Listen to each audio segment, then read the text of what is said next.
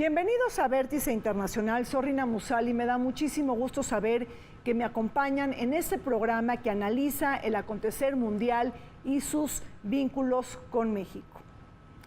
Jair Bolsonaro cumplió sus primeros 100 días como presidente en Brasil, una ocasión apta para preguntarnos sobre el desempeño de este presidente que gobierna el país más grande y numeroso de América Latina y que ha recibido fuertes críticas por apoyar la celebración del golpe de Estado de 1964.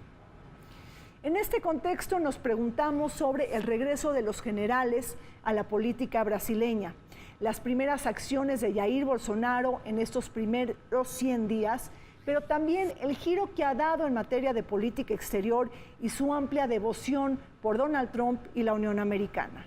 Acompáñanos.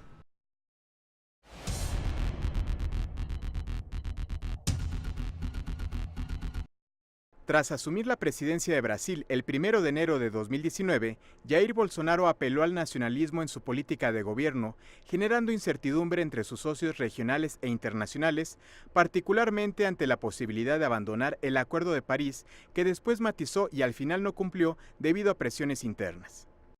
Del 17 al 19 de marzo, Bolsonaro visitó los Estados Unidos para reunirse en la Casa Blanca con el presidente Donald Trump, viaje que aprovechó para declarar que sus antecesores brasileños habían sido antiestadounidenses, pero que él sería un amigo del segundo socio comercial de Brasil. Para demostrar su cercanía, implementó facilidades comerciales hacia Estados Unidos, ofreciendo la eliminación de visas de ingreso y sugiriendo la construcción de una base militar estadounidense en suelo brasileño. A cambio, el gobierno de Trump respaldó la incorporación de Brasil a la Organización para la Cooperación y el Desarrollo Económicos, OCDE. La gira internacional continuó en Chile, donde previo a su visita, el jefe del gabinete de Bolsonaro, Onyx Lorenzoni, alabó las políticas macroeconómicas impuestas por la dictadura militar de Augusto Pinochet, de cuyo sistema de jubilaciones estaría basada la reforma de pensiones que impulsa el mandatario brasileño. Tal declaración, sumada a la estancia de Bolsonaro, generó protestas de la sociedad civil y política en Chile. El 26 de marzo siguiente, la Fiscalía brasileña repudió la determinación del presidente de Brasil de conmemorar el golpe militar de 1964, el cual dio inicio a una dictadura que se prolongó hasta 1985, interpretando que el acto representa una falta de respeto al Estado democrático de derecho.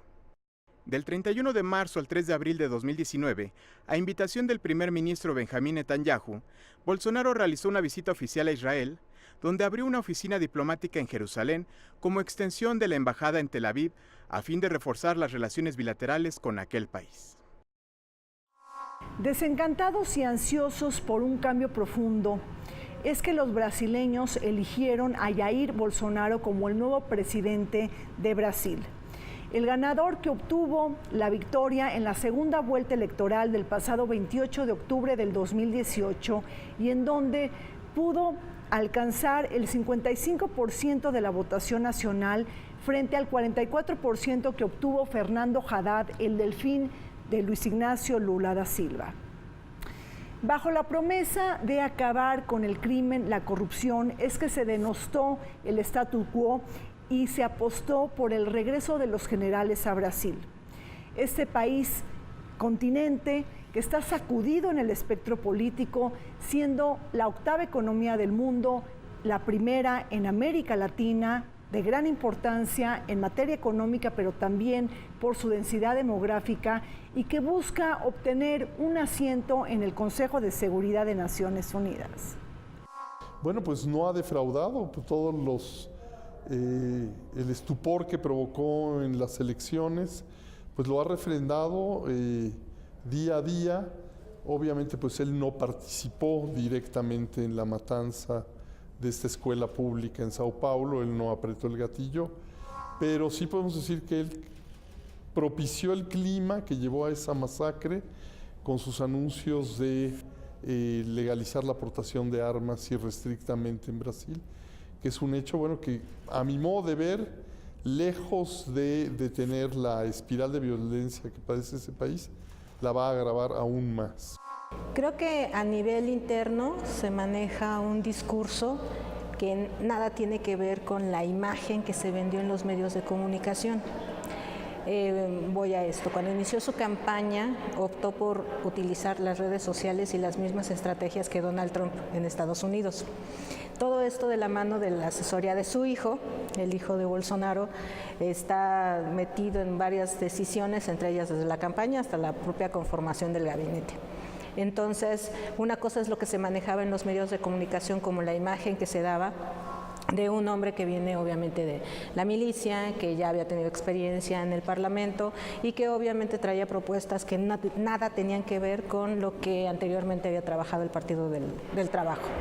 Esto es porque la gente percibía que ya el tema de la corrupción y el tema de las izquierdas pues no les había traído ni la prosperidad ni los resultados que ellos esperaban. Recordemos que desde 2014 había una recesión económica en Brasil y lo que ofreció Bolsonaro desde campaña fue una gran apertura comercial y bueno, una vuelta a la relación con Estados Unidos. Entonces, a partir de ahí, de todo el aparato mediático que utilizaron a través de las redes sociales, trataron de convencer al electorado y bueno, vimos los resultados que obtuvo. Es un momento muy difícil para Brasil y es un momento muy difícil para la democracia en América Latina. El presidente brasileño ha empezado, aunque él es de extrema derecha, ha empezado con el pie izquierdo, es decir, cometiendo una serie de errores muy importantes que han disminuido su popularidad de manera en unos 15 puntos aproximadamente, está ahorita creo que en 37%, y nunca había habido un presidente, desde la democratización, nunca había habido un presidente que a los 100 días de gobierno tuviera tan poca popularidad.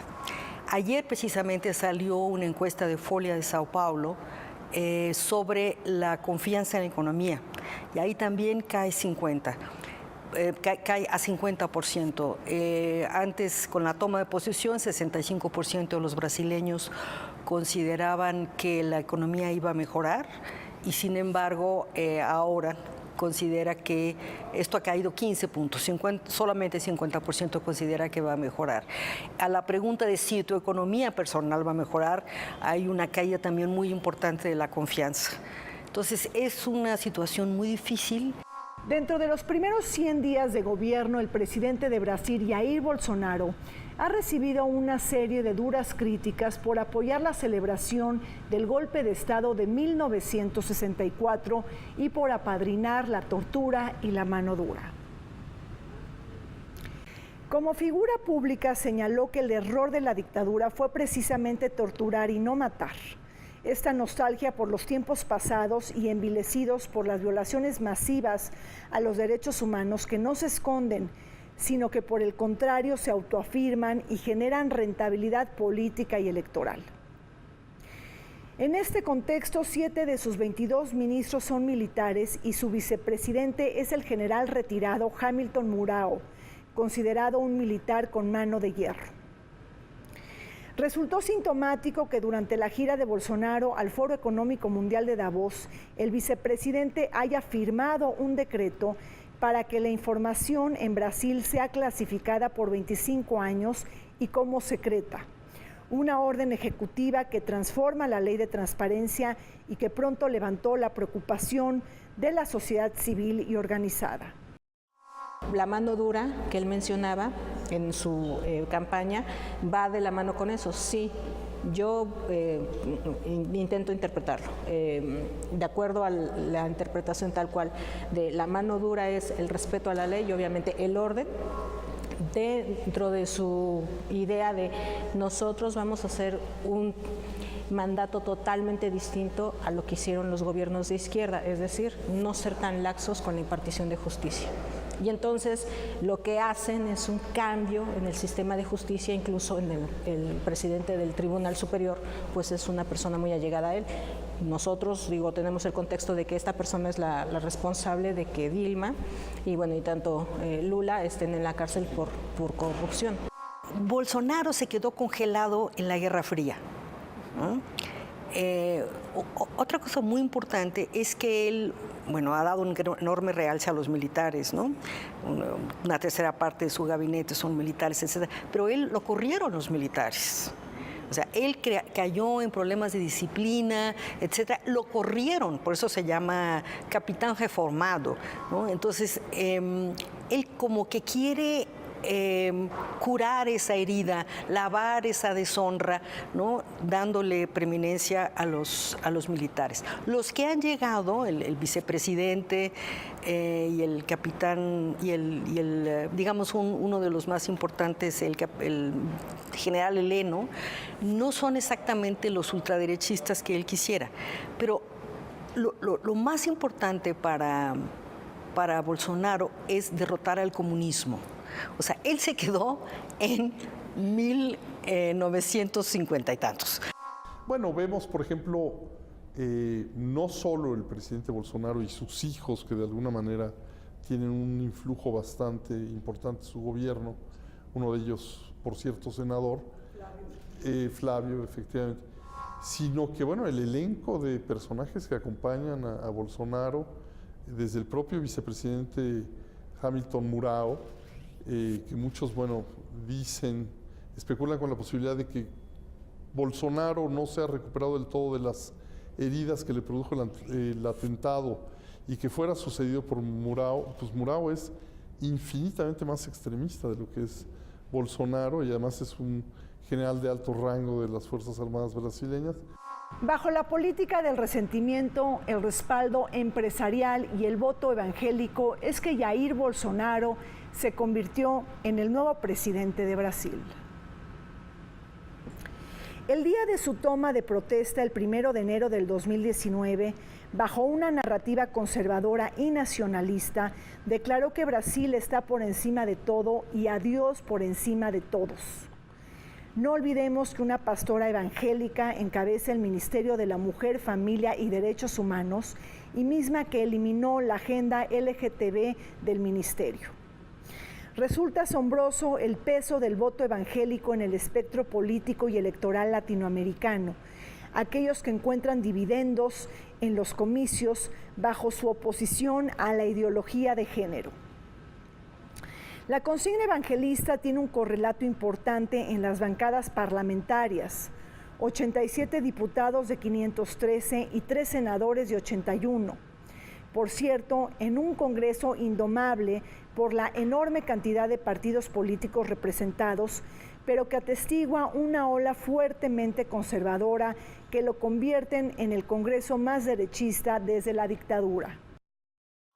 Los temas delicados que tienen que ver con protección a minorías, le hace mujeres, comunidad LGBT, y aquellas libertades que se supone ya estaban garantizadas con los anteriores gobiernos y que ahora están en duda de qué va a pasar con este nuevo régimen, pues obviamente son lo que la gente cuestiona, en tanto por los discursos y los mensajes que él anteriormente había pronunciado. Por ejemplo, recuerdo en la visita que realizó con Donald Trump, entre lo que señaló en la conferencia de prensa, dijo, bueno, lo que vamos a respetar es la equidad de género, pero de acuerdo a su real saber y entender, y lo que nosotros consideremos políticamente correcto, ¿no? Entonces es así como, bueno, ¿qué es lo políticamente correcto de acuerdo a lo que piensa Bolsonaro? Pues bueno, eso había que escudriñar en su cerebro porque aún no sabemos. Pero sí es un tema importante el hecho de que el tema de los feminicidios pues no es exclusivo de México, sino que también en Brasil y en especial de aquellas personas, mujeres que han sido defensoras de derechos humanos. Sí, bueno, porque él llega también aupado, impulsado por una serie de fuerzas, estos partidos religiosos de corte evangelista, que tienen una agenda súper conservadora en lo social, que están en contra de las minorías sexuales, en contra de el aborto, etcétera, en ese país, y que llevan una agenda muy conservadora, son aliados estrechos del nuevo gobierno.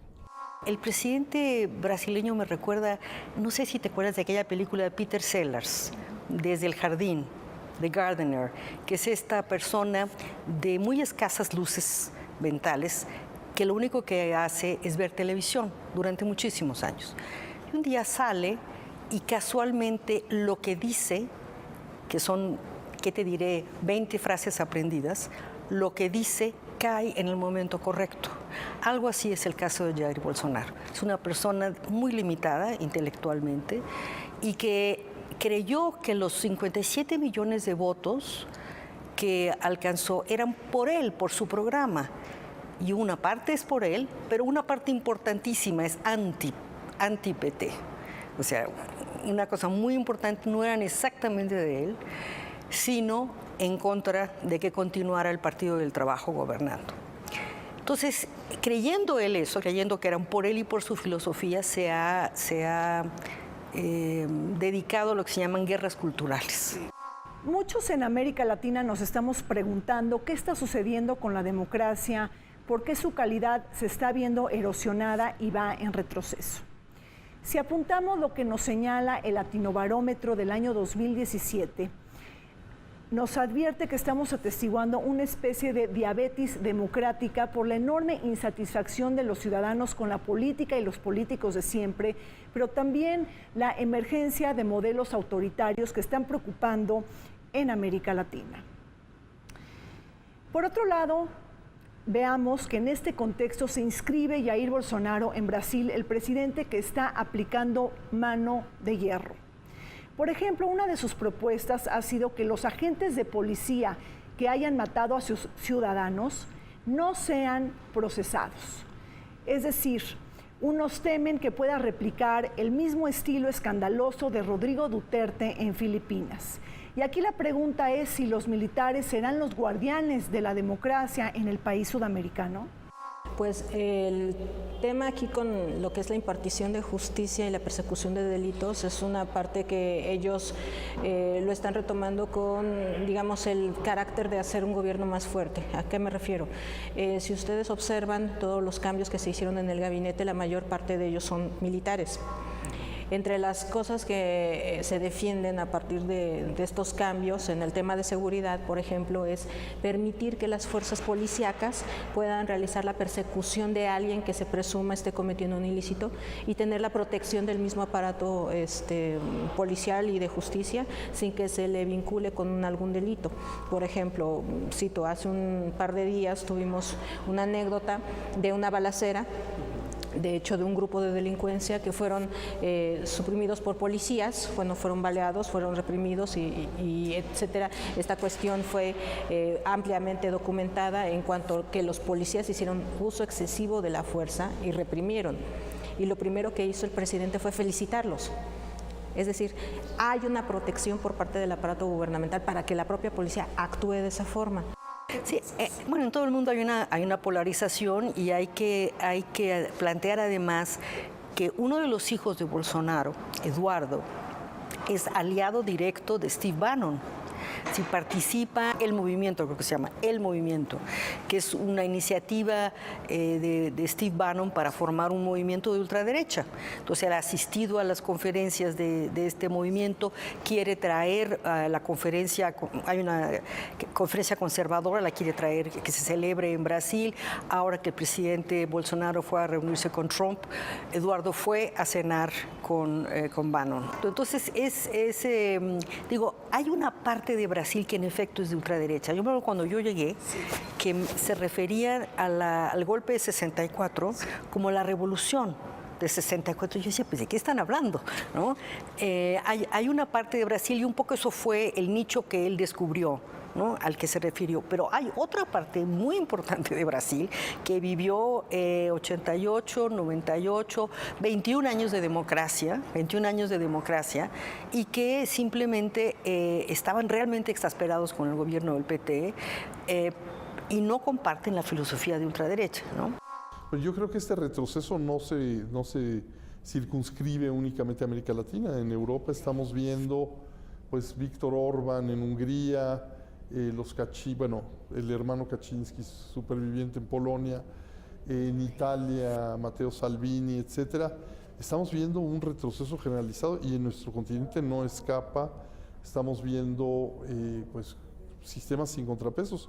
La oposición ha quedado diezmada en Brasil, pese a que el triunfo de Bolsonaro no fue por mayoría absoluta. Sin embargo, pues, está pulverizada la oposición.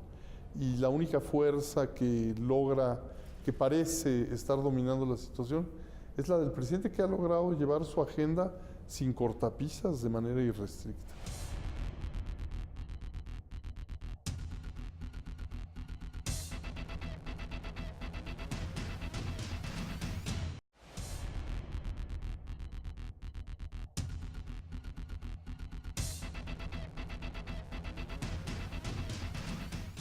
La llegada de Jair Bolsonaro a Brasil está sacudiendo la escena política en el país más grande y poblado de América Latina. Pero también está enfrentado en una serie de obstáculos económicos, enardecido por la recesión económica del año 2015 y 2016, sobre todo para un país que creció en el año 2010 a una tasa del 7%. Uno de los grandes obstáculos que enfrenta la economía brasileña está relacionada con la gigantesca deuda pública del gobierno federal que Jair Bolsonaro busca contener a través de ajustes económicos, privatizaciones y recortes al gasto social. Por ejemplo, anunció en sus primeros 100 días de gobierno la privatización de 12 aeropuertos y en la mira también está la idea de desincorporar a 150 empresas del Estado. Y todo esto sucede en un momento cuando muchos países del mundo se cuestionan por la economía neoliberal y por una globalización asimétrica y dispar. Solamente tiene dos decisiones importantes que obviamente van a llamar la atención: el tema de seguridad y el tema de la reforma en el sistema de pensiones. Si bien no se ha presentado como tal un programa, cómo va a ser la reforma presentada ante el Congreso, lo importante aquí es que desde que se empieza a hablar sobre la reforma de pensiones, se especula que con eso el propio gobierno se va a volver más fuerte porque va a recuperar parte del presupuesto público que se destinaba al sistema de pensiones. Por otra parte, el tema de seguridad, cuando él habla de darle la oportunidad a la gente para que fuera armada, un tanto en el discurso de la legítima defensa, pues estamos hablando de dos posturas, dos propuestas que sí son diametralmente contrarias a lo que tradicionalmente ya venían en los gobiernos tanto de Lula como de Dilma Rousseff y obviamente Michel Temer. Entonces, ese tipo de situaciones a nivel interno, pues claro, causan cierta incertidumbre, hay un tanto de descontento porque no necesariamente se están llevando a cabo reformas o cambios que se puedan palpar en 100 días. Necesita, digamos, que él haga un trabajo de cabildeo en la Cámara de Diputados y en el Senado para la aprobación de la reforma de pensiones. Él no sabe hacerlo y no tiene un recurso que sí tiene Donald Trump. Donald Trump tiene el recurso del Partido Republicano, ¿no? En ese sentido, de ahí tiene personas para su gabinete. Cada vez que renuncia uno, tiene más personas a las que puede llamar, tiene una fuerza muy importante en el Senado, la tenía en la Cámara de Representantes, etcétera. El partido que llega con Bolsonaro, que es el Partido Social Liberal, tenía un diputado en la legislatura pasada, un diputado, ahora tiene 54. Son novatos, la mayoría de ellos son novatos, son gente que no sabe, muy parecido al tema de Morena, son novatos, gente que eran o concejales o etcétera, y representan apenas el 11% de la Cámara, ¿no? Es una Cámara donde hay 30 partidos extremadamente fragmentada y sin un líder. Él está demostrando que su vocación ideológica no es retórica, que él está dispuesto a llevarlo hasta las últimas consecuencias. Otra vez insisto, no sé si militares, pero sí en términos de guerra propagandística, en términos de guerra ideológica, en términos de enfrentamiento mediático, está muy dispuesto. Pues ya prescindió de estos médicos cubanos que estaban jugando un papel muy importante en el muy precario sistema de salud brasileño, que pues con esto se desmantela de alguna manera.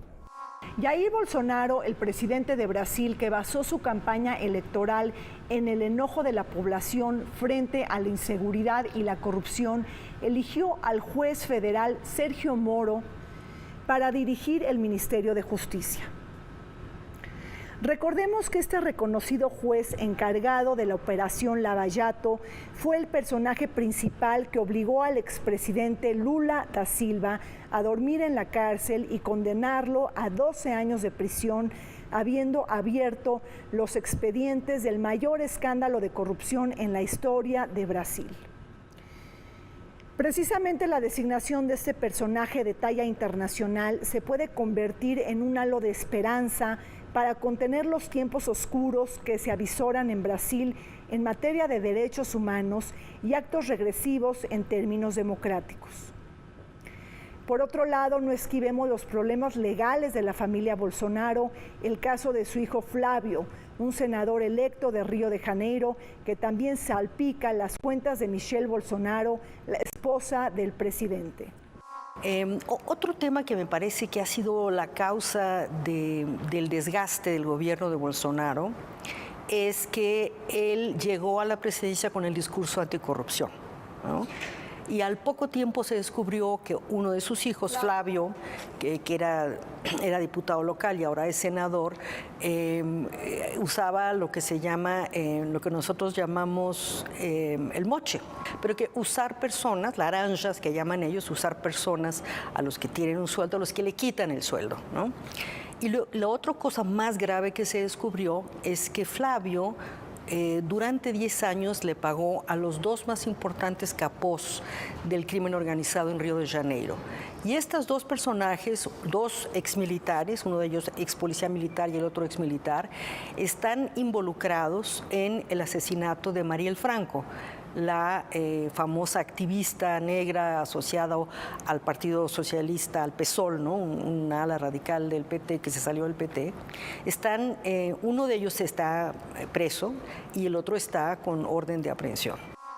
Hay una malversación de fondos, de hecho a Bolsonaro se le acusa que también al llegarse de Sergio Moro le permitió borrar sus antecedentes sobre ciertos vínculos de lavado de dinero, también del propio Bolsonaro.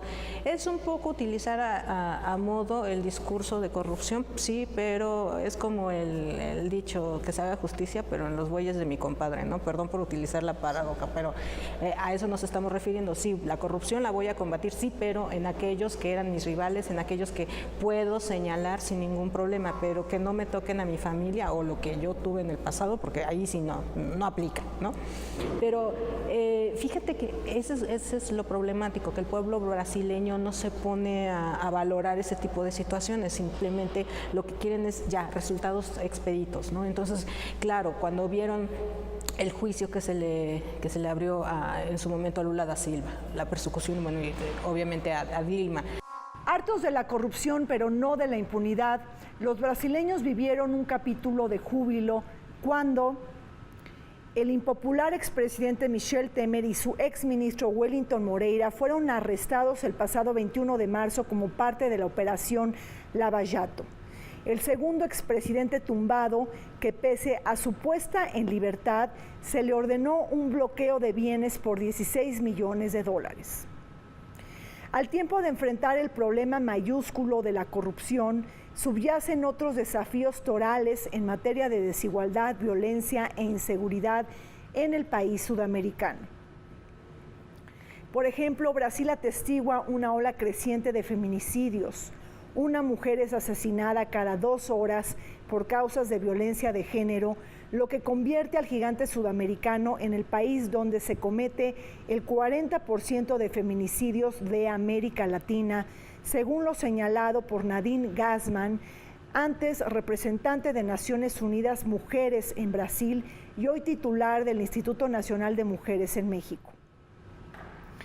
Aunado a ello, no esquivemos el hecho de que solo existen 2 mujeres en el gabinete de Jair Bolsonaro, de 22 ministros. Y ahora, bueno, el último que cayó, que fue Michel Temer, pues bueno, dicen, es que quiere decir que el juez Moro es en verdad efectivo, ¿no? Entonces hay que darle toda la confianza para que el sistema de justicia siga operando así, porque quiere decir que sí van a combatir la corrupción.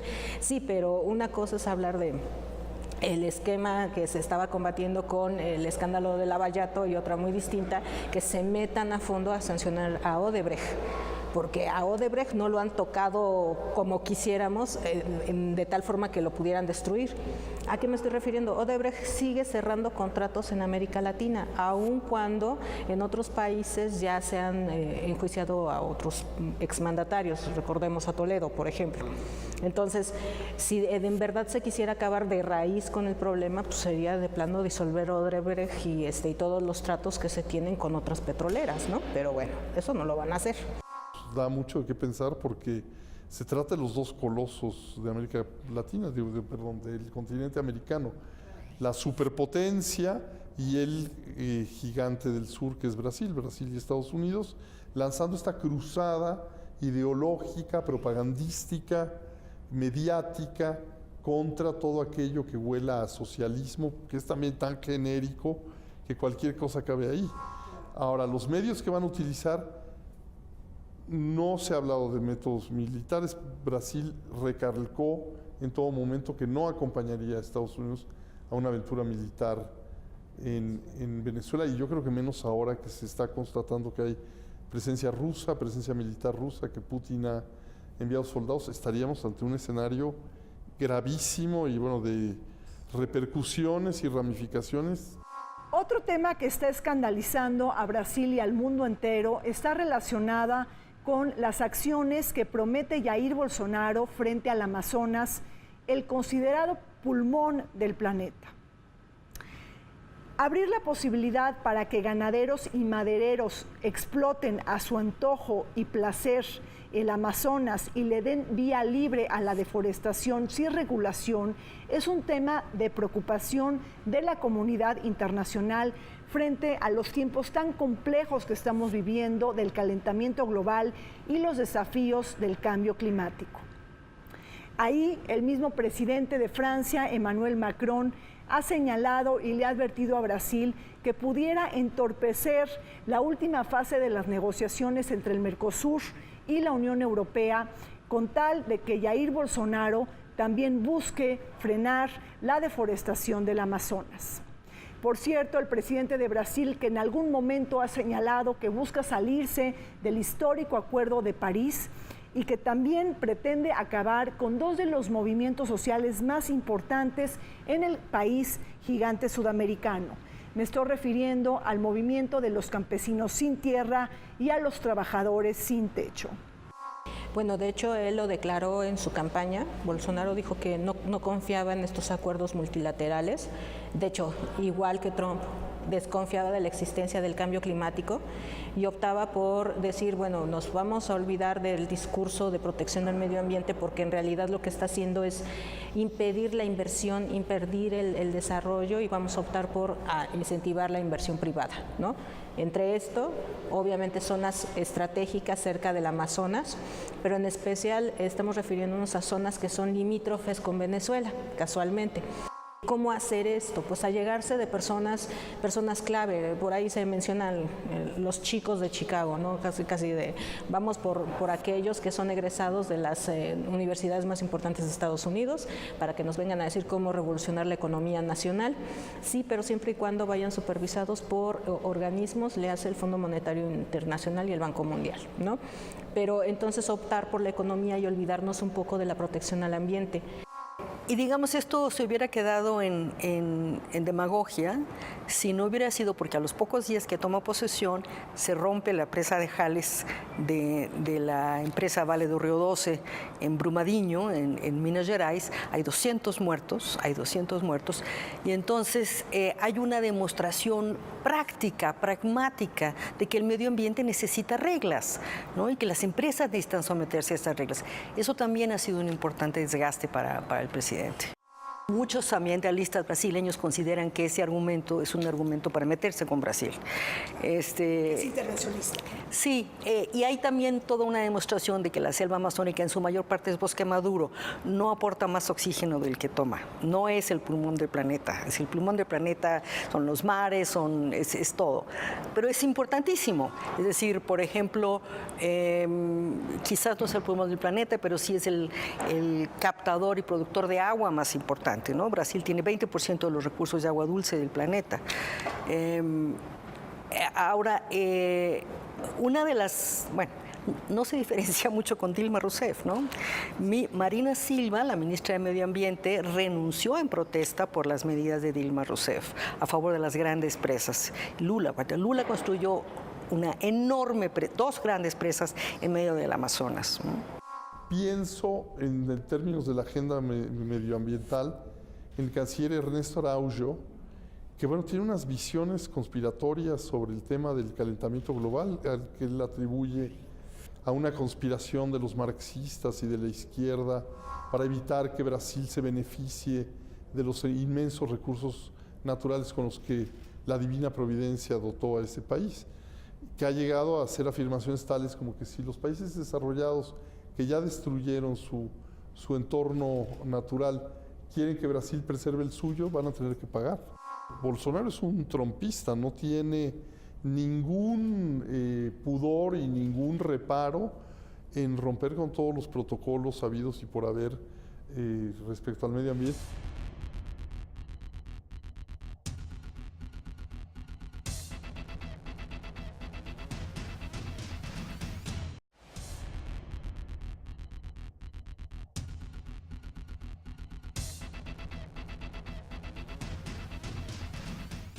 En la toma de protesta del presidente Jair Bolsonaro de Brasil, llamó la atención que Víctor Orbán, el presidente de Hungría, y Benjamín Netanyahu, el primer ministro de Israel, hayan tenido una presencia tras una inauguración desangelada por la falta de delegaciones extranjeras. El acercamiento con Israel, su desazón frente al mundo árabe, su devoción por Donald Trump y Estados Unidos, así como un rompimiento directo y frontal con Venezuela y Cuba, fueron los mensajes principales en materia de política exterior dentro de sus primeros 100 días de gobierno. Ahí tenemos también la promesa que ha hecho Jair Bolsonaro de retirar la embajada de Brasil de Tel Aviv y trasladarla a Jerusalén, abandonar su neutralidad en el conflicto de Medio Oriente, pero también estrechar sus lazos más cercanos con Israel. Llama la atención el viaje que haya realizado Jair Bolsonaro a Israel precisamente en la antesala de las elecciones parlamentarias del 9 de abril. Tradicionalmente el presidente de Brasil en su primera gira, la primera visita que realiza es a Argentina. Acá cambió totalmente la agenda. La primera visita fue a Estados Unidos. En la visita a Estados Unidos, lo que se anuncia es hay un pacto ya hablado, ya negociado entre Estados Unidos y Brasil sobre el tema energético y además hay un acuerdo para el tema espacial. Más de uno levantó la ceja diciendo, a ver, ¿de qué se está tratando esto? Pues sí, hay una industria espacial brasileña que no se conoce, que no se sabe qué tan avanzada está o qué tan benéfica ha resultado para el país. ¿Qué es lo que están pretendiendo? Bueno, que con este acuerdo que exista con Estados Unidos también pueda utilizar las bases, la infraestructura brasileña para poder hacer lanzamientos desde territorio brasileño. Bolsonaro nombró a un ministro de Relaciones Exteriores, también una figura muy menor. El embajador Araújo era digamos, un embajador porque ya tenía tantos años y le tocaron darle el rango de embajador, pero ocupaba un papel muy secundario en Itamaraty. Y es una persona quizás más ideológica que Bolsonaro. ¿No? Como sabes, él planteó que el cambio climático es una conspiración marxista, etcétera, y está en contra de Maduro, muy al estilo de los Estados Unidos, como nosotros no queremos estar. Nosotros estamos, por lo menos yo estoy en contra de Maduro, pero de ninguna manera con los argumentos de los Estados Unidos o justificando algún tipo de intervención, ¿no? Cuando hemos visto que ha estado incluso dispuesto a romper sus acuerdos con China, que es el principal socio comercial de Brasil, en aras de lograr un trato de nación más favorecida o una asociación estratégica con Estados Unidos. Vimos la reciente visita en que se prodigaron mutuamente elogios ambos ejecutivos, ¿no? Que el límite de esto fue que, bueno, Brasil no no va a participar en una posible intervención militar contra Venezuela, pero ese es el único límite. Ya ha visto Ernesto Araujo, la relación con Estados Unidos, el límite es el cielo. Así lo dijo. Así lo dijo, con esas palabras textuales. Entonces, pues esto en detrimento de la diversificación que llevaron a cabo los gobiernos petistas, que dependía no solo de un pie, sino de varios pies: la relación con China, la relación con la Unión Europea, la relación con Estados Unidos, la relación con los países del sur. Pero aquí la apuesta es por una asociación estratégica con Estados Unidos. Y esa es también la apuesta de Araujo y de Bolsonaro. Prescindir de Macron la lleva muy difícil en estas elecciones. Establecer vínculos directamente con Marine Le Pen, con Geert Wilders, con Víctor Orbán, con Matteo Salvini. Y efectivamente aquí Bannon está jugando un juego bastante tenebroso y bastante peligroso de establecer estos vínculos, ¿no? Bajo la nota combativa que practica la extrema derecha y conservadora en el mundo, Donald Trump y Jair Bolsonaro han encontrado un saco de coincidencias palpable con la visita oficial que Bolsonaro realizó a Washington a mediados de marzo del 2019. Los dos mandatarios bilateralistas, antimultilateralistas y en contra de la globalización tomaron una serie de acuerdos para afianzar la relación mutua, apoyar la entrada de Brasil a la OCDE e incluso como miembro pleno de la OTAN, la alianza militar más grande del mundo, aunado al propósito de ceder la base de lanzamientos de cohetes espaciales desde Alcántara, la base brasileña que tiene sede en el Amazonas. La gran alianza entre los dos mandatarios cambia radicalmente la política exterior antiestadounidense que había sellado el Partido de los Trabajadores de Luis Ignacio Lula da Silva y Dilma Rousseff. El giro que también ha terminado con la exigencia de visas para ciudadanos estadounidenses que visiten Brasil sin esperar la reciprocidad de Washington. Desde Getúlio Vargas, que las concedió en tiempos de guerra, nunca más se pudo ningún gobierno de ningún color, fuera el de Fernando Enrique Cardoso, el de Itamar Franco, el de Collor de Mello, nadie nunca se atrevió a ofrecer territorio brasileño para instalar una base militar norteamericana. Es evidentemente una identidad ideológica, son neoconservadores, altcon si tú quieres. Vemos que bueno, pues está Steve Bannon, un día está con Salvini, al día siguiente está con Bolsonaro y con Araujo. Y estos vínculos, estas asociaciones, son ligaciones muy, muy fuertes, mucho más de lo que podemos creer. Y bueno, ellos han alegado que históricamente el aliado de Brasil ha sido Estados Unidos, lo fue en la Segunda Guerra Mundial y en lo sucesivo. Ahora habría que ver los socios europeos qué piensan de esto también, pero no sé. Si Macron dices que no ve con buenos ojos las políticas ambientales, no sé si le gustaría estar en una alianza militar con el Brasil de Bolsonaro. Cuando me fui seguía negociando y todavía no lo terminan, lleva 20 años. Entonces es demagogia, son líneas para las 8 columnas de los periódicos, ¿no? Esto a nivel de geopolítica, pues obviamente es un golpe para el otro hegemón internacional que es Rusia, porque si no mal recordamos, pues Brasil pertenecía al grupo BRICS, y en los BRICS pues era una comunidad de estados que se supone tenían ciertas afinidades, entre ellas estar en contra de Estados Unidos, aunque suene burdo, pero bueno, al hacer esto le está dando totalmente la espalda al grupo BRICS. Entre otras cosas que se señalan va a haber una serie de conversaciones en tema de seguridad hemisférica, porque tal vez no pueda incorporarse Brasil a la OTAN, pero sí trabajar con la OTAN en favor de una alianza estratégica, un poco de juego de palabras, pero la cuestión es qué tanto les conviene ser tan aliados de Estados Unidos y un tanto el que se mencione a la OTAN para estos fines. Pues claro, lo que pasa es que aquí hay un acercamiento hacia Brasil para que pueda contener un tanto están buscando la contención del problema venezolano. Entonces, ¿cómo allegarse de aliados? Pues platicar primero con Brasil, mover un poco los hilos diplomáticos con Chile y con Colombia para presionar a Nicolás Maduro. Jair Bolsonaro, el llamado Trump brasileño, selló un acuerdo de enorme envergadura en Washington. Desinflar el socialismo en la región y apoyar a Estados Unidos en su gran ofensiva contra Nicolás Maduro en Venezuela.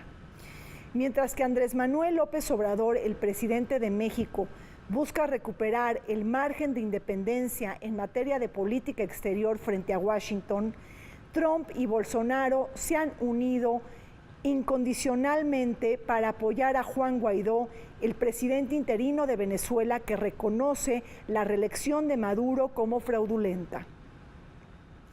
Aunado a esta ofensiva se inscribe la voluntad de Jair Bolsonaro de dar por muerto el UNASUR y promover el PROSUR, este último un bloque regional recién fundado que tiene como objeto alentar la integración económica regional y la colaboración necesaria para enfrentar la compleja crisis de Venezuela. UNASUR tenían los días contados, eso es claro, porque como sabemos era una propuesta de Hugo Chávez que se supone era el contrapeso a Mercosur y otro tipo de propuestas que habían surgido en su momento. Pero como era una cuestión muy personal, obviamente tenía sus días contados. Ahora, el hecho de que digan que PROSUR sea la opción viable de ahora en adelante, la verdad no.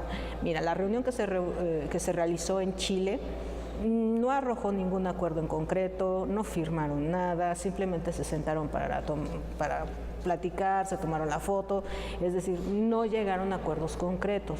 ¿Por qué? Porque aquí el tema delicado es no puedes hacer un organismo, un foro como estos, para presionar a uno en especial, porque todo aquí tiene implícito el formar un bloque para presionar a Nicolás Maduro a que salga del poder, a que renuncie a Venezuela.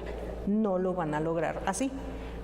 Estamos viendo que Nicolás Maduro recibe apoyo de Rusia, le envían aviones militares, navíos militares y aviones instalados frente a las costas venezolanas, exacto, y dinero que proviene del Banco Asiático de Infraestructura. O sea, es imposible que puedan destituirlo con ese apoyo. Yo tampoco le doy mucho éxito al tema de PROSUR, como tampoco lo tuvo el UNASUR, ¿no? Tampoco lo tuvo. Digamos, lo más importante que hubo con la iniciativa de Fernando Enrique Cardoso de hacer una alianza sudamericana, luego seguida por el presidente Lula, lo más importante fue el acercamiento con Argentina. Antes de ese proceso, Argentina y Brasil hacían ejercicios de guerra en donde el escenario era Argentina nos bombardea o Brasil nos bombardea, ¿no? Además Argentina tenía la bomba atómica, etcétera, ¿no? Y Brasil la estaba construyendo. Entonces, lo más importante es que se acabó eso, se acabó esa tensión cuasi bélica, yo diría, entre Brasil y Argentina, y se hicieron una serie de acercamientos muy importantes. Nunca lo suficientemente rigurosos y disciplinados para que funcionara la unión aduanera en que se basaba UNASUR. Bueno, pues yo creo que las afinidades ideológicas de Macri aunque no me atrevería a decir que Macri, pese a todo, no lo veo tampoco con Bolsonaro. Es decir, Macri es un liberal quizá en lo económico, pero no en términos de conservadurismo social y político. Bueno, Argentina también está transitando por un enfrentamiento con el tema del aborto, etcétera, pero yo no sé si necesariamente es la presidencia de Macri u otras fuerzas las que están llevando a cabo. Entonces es una especie de alternativa liberal conservadora a lo que fue UNASUR, pero todavía no queda muy claro el perfil, porque también Brasil ha manifestado su interés de entrar a la Alianza del Pacífico, que por otro lado yo no sé si México ya está abandonando por la puerta trasera la Alianza del Pacífico. Entonces, como que todavía los perfiles son muy vagos. Brasil y México son dos países los más importantes de América Latina que de manera conjunta sellan más del 65% del PIB regional y superan el 50% de la población de la región. Sin embargo, los liderazgos de Andrés Manuel López Obrador y de Jair Bolsonaro resultan crispantes y antagónicos en la escena internacional. Por ejemplo, el mismo Jair Bolsonaro ha señalado que apoya la propuesta de Donald Trump de construir el muro en la frontera con México. A todas luces, una ofensa para los mexicanos. En este sentido, lo que se espera en América Latina es un mayor divisionismo porque los dos países más importantes de América Latina, los países punteros, están divididos política e ideológicamente y no han dejado espacio para la concertación dentro del centro político del espectro electoral. Las similitudes que ambos llegan con un gran impulso popular, que vienen a romper un esquema de gobierno que ya se encontraba desgastado, pero que lejos de representar la izquierda o la derecha, lo que están haciendo es mostrar una nueva tendencia, el centralismo, porque digo, de lo que se está viendo de la toma de decisiones, tanto de uno como de otro, pues ni uno es la izquierda, en el caso de Andrés Manuel López Obrador, o sea, no es izquierda, todas las decisiones, todas las declaraciones, incluso el trabajo que se ha llevado en estos días, pues es más apegado a un dirigente de centro izquierda, por decirlo de alguna forma, más que izquierda extrema, y ambos con políticas neoliberales. O sea, se han sentado con los dirigentes, por ejemplo, Andrés Manuel se sentó con Acevedo, el presidente, bueno, quien dirige la Organización Mundial de Comercio.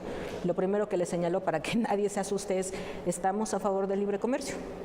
Siempre estaremos a favor del libre comercio y, perdón, pero si él en su discurso señala que está en contra de los neoliberales, perdón, el neoliberalismo es libre comercio. En las oscilaciones, el péndulo ha girado a la izquierda ya cuando nosotros hemos girado a la derecha, y ahora estamos viendo que, bueno, con el triunfo de Andrés Manuel López Obrador en México y el triunfo de Jair Bolsonaro en Brasil, otra vez se da un trasvase, estamos otra vez en polos opuestos. No sé qué tanto, vamos, yo creo que sí hubo afinidad, fue bajo las presidencias de Ernesto Zedillo y Fernando Enrique Cardoso, que coincidieron también con las de Clinton, y no necesariamente se formó un bloque latinoamericano cuando pudo haberse, porque vamos, las afinidades de ambos presidentes eran bastante señaladas y claras.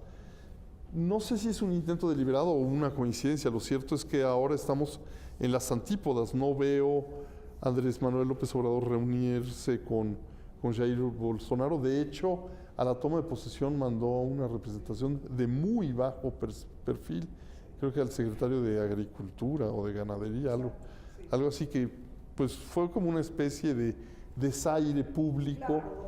A ver, yo creo que todavía no hay una definición de política exterior clara por parte del nuevo gobierno. Están llegando, están afinando, acaban de salir nuevos nombramientos de embajadores. Hay una presión muy fuerte del ala izquierda de Morena para seguir alineados, digamos, con este eje del ALBA y de Porto Alegre, ¿no? En este sentido, a mí me parece que tampoco hay mucho, es decir, que lo que habría que hacer era un enfoque totalmente pragmático. Sí, hablábamos hace rato del tema del Tratado de Libre Comercio entre México y Brasil. Cuando ellos quieren, nosotros no queremos; cuando nosotros queremos, ellos no quieren. Bueno, a lo mejor ahora con Bolsonaro es posible que funcione. ¿Por qué? Porque su superministro de Economía, Pablo Guedes, es favorable al acuerdo de libre comercio, y hay un diagnóstico general que comparten las cúpulas industriales y económicas de Brasil de que es un país demasiado cerrado. Entonces, a lo mejor es posible que funcione el acuerdo de libre comercio. A México le conviene tener una fuente de abastecimiento de productos agropecuarios distintos a los Estados Unidos. El problema que tenemos es que nuestros empresarios han dicho sí, tratado de libre comercio, pero no agricultura. Bueno, porque es interesante que no le tengan miedo a tener un tratado de libre comercio con un sector agrícola con Estados Unidos, el mayor productor del mundo, y le tengan miedo a Brasil. Se nos acabó el tiempo en Vértice Internacional. Sorrina Musali. Como siempre los esperamos todos los martes y sábados en este programa que analiza el acontecer mundial y sus impactos para México.